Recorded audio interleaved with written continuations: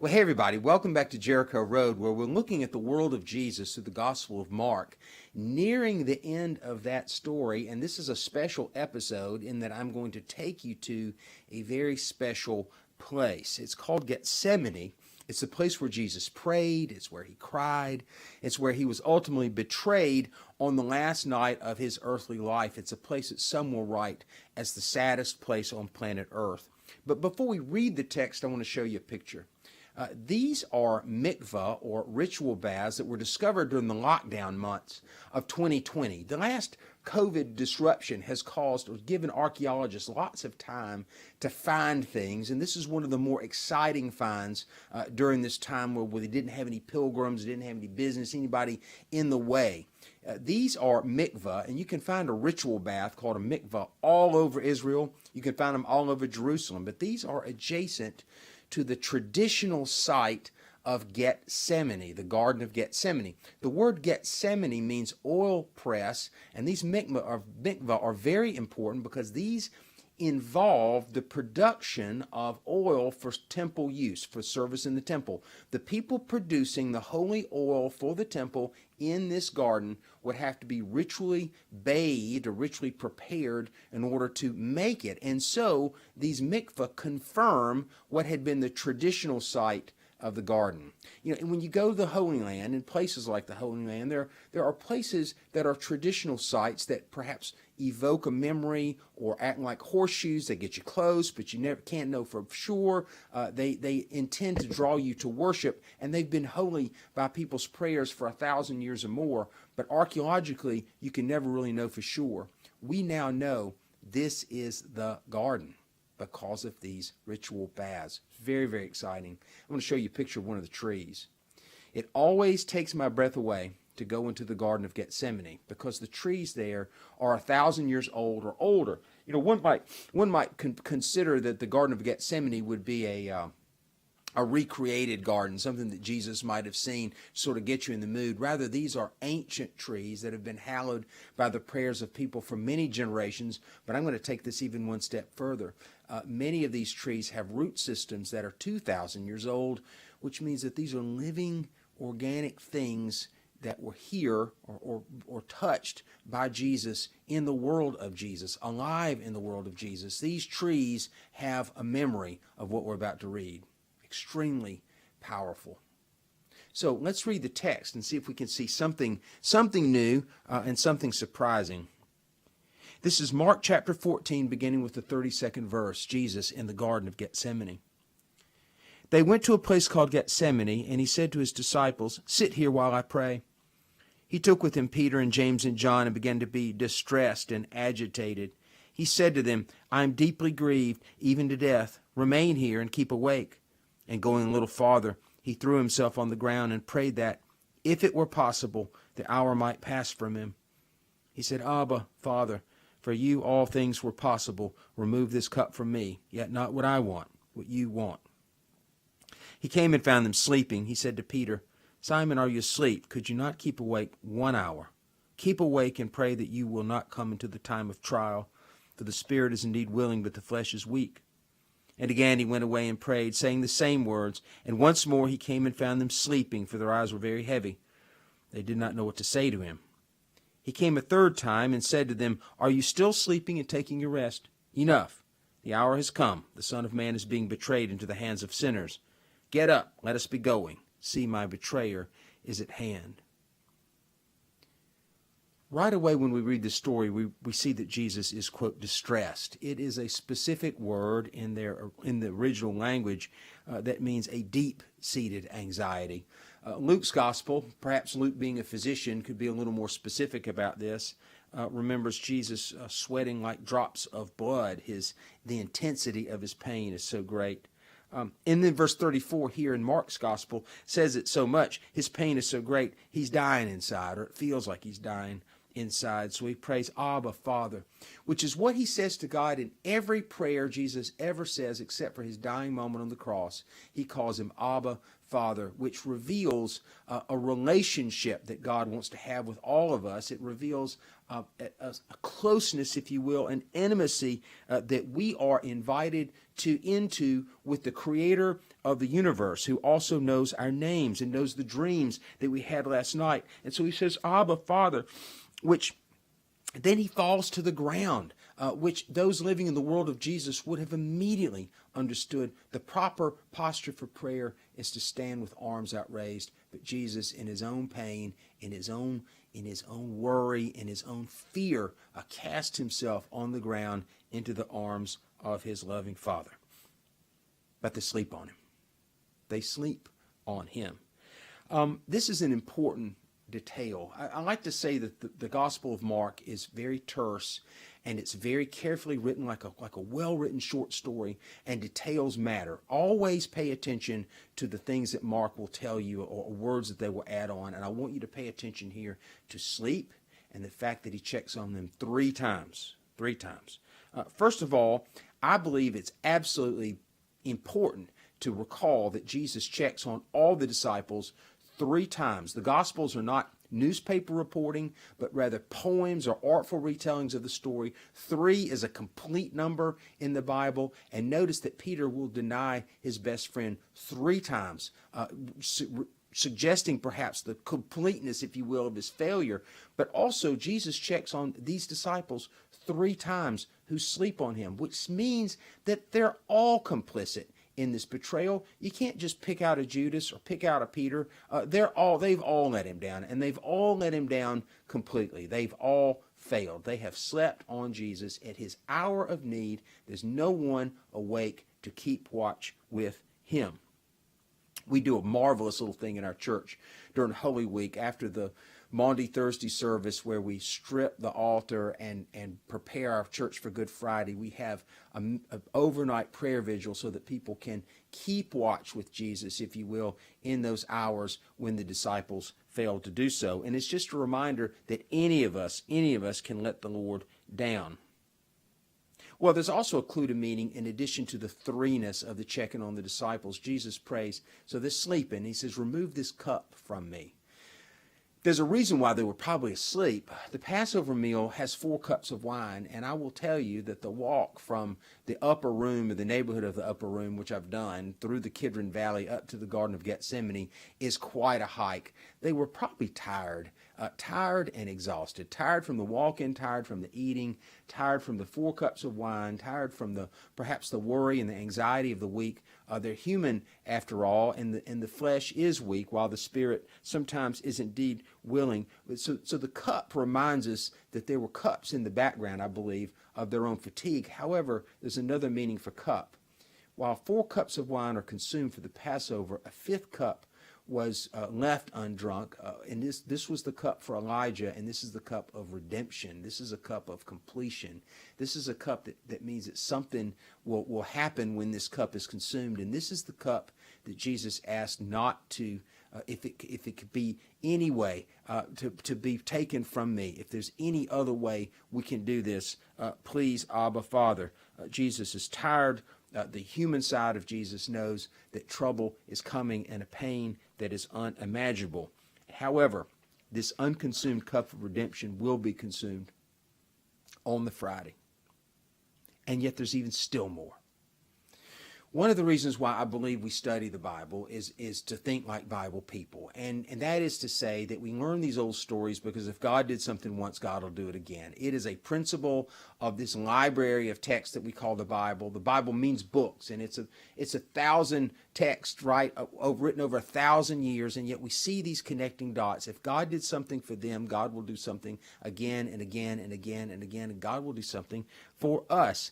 And something happened very near the Garden of Gethsemane 2,000 years before. It is identified in a book in the library that we call the Bible called 2 Chronicles 3:1. We are told that on Mount Moriah, King Solomon built the temple. That was 1,000 years before Jesus, and 1,000 years before that, something happened in Genesis chapter 22.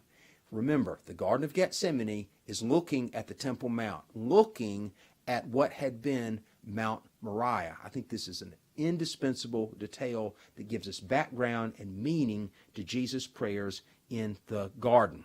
Now, I'm going to read Genesis chapter 22 to you, but I'm also going to tell you, first off, that rivers of ink have been written about this story because this is the story of the binding of Isaac. Consider the drama for a second. In Genesis chapter 12, Abraham is promised everything he ever dreamed of, which is just a child and land to give it to. And then he has to walk for a long time, not getting a child until Genesis chapter 21. That's a long walk. That's a lesson in faith right there.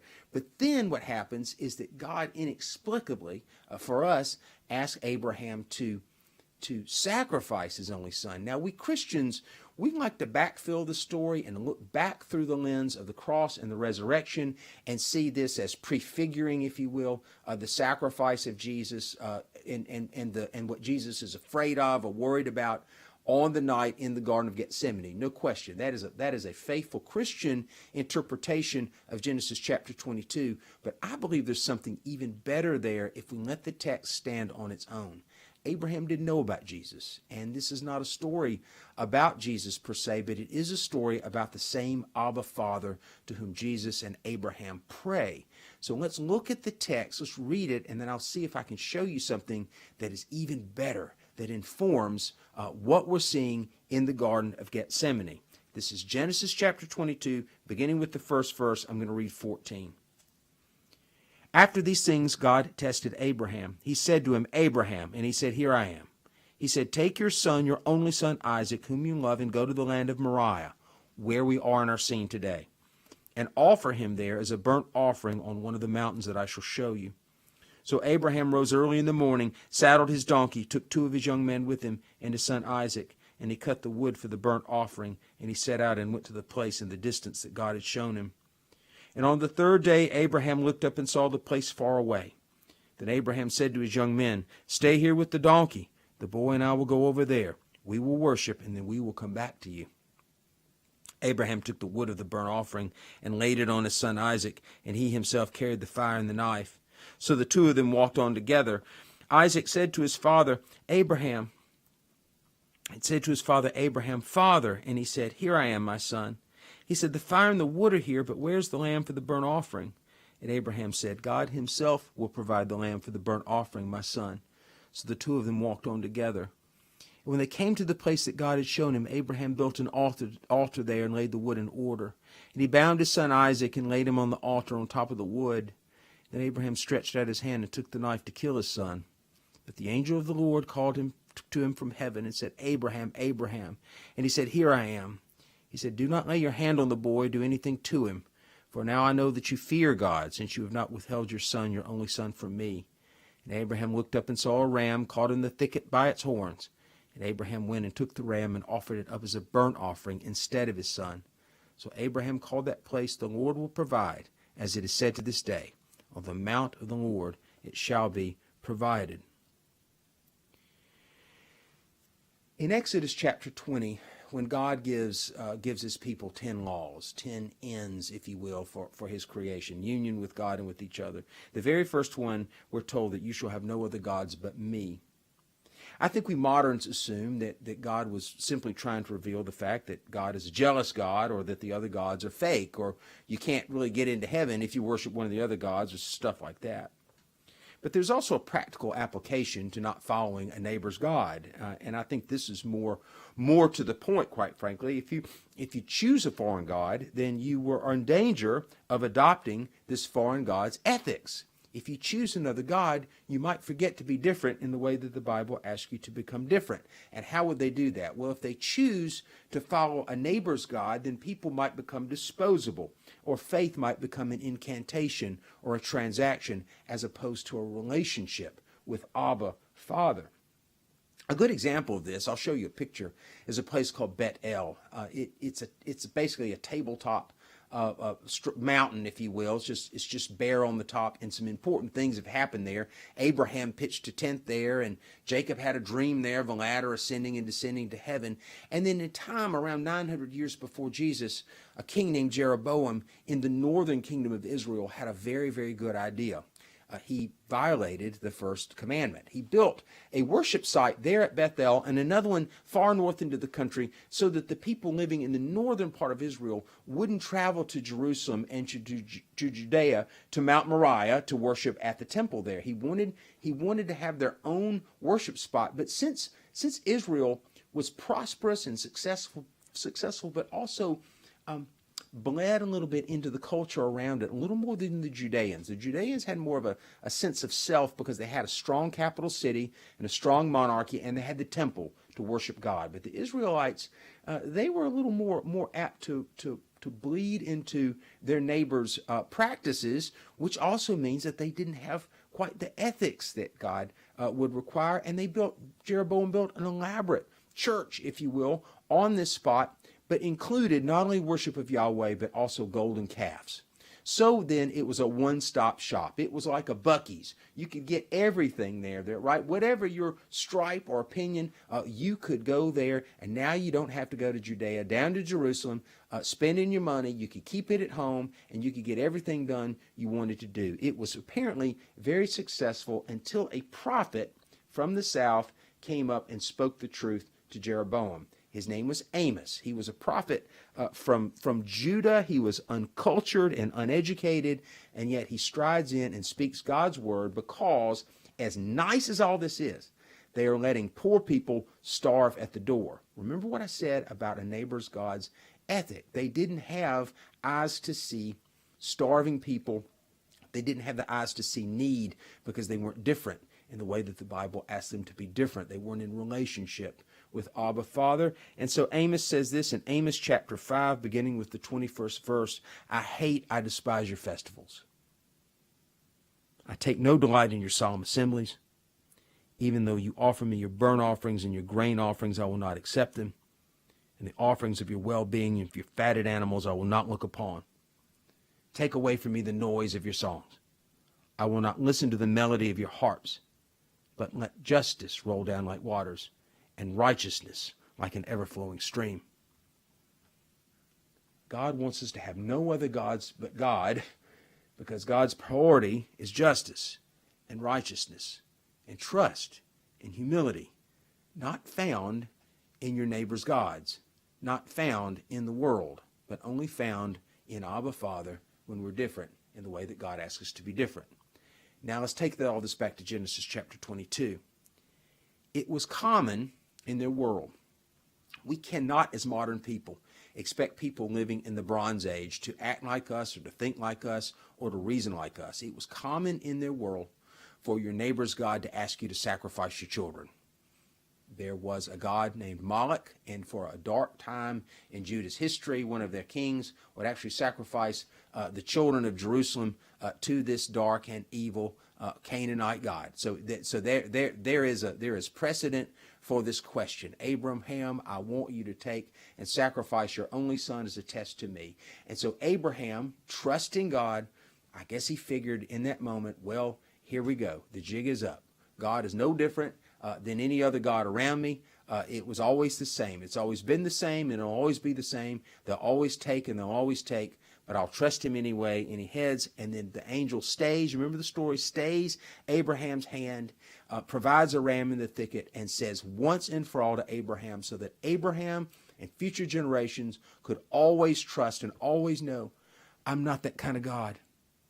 I'll never be that kind of God. I'll never ask you to do that thing. I am yours, and you are mine, and you can trust me. Jesus, sweat and blood in the garden, down on the ground and all alone, always had someone else to trust, his Abba Father. Abandoned by his friends, sleeping nearby 3 times, just like Peter would deny him 3 times, just like Judas would betray him with a kiss.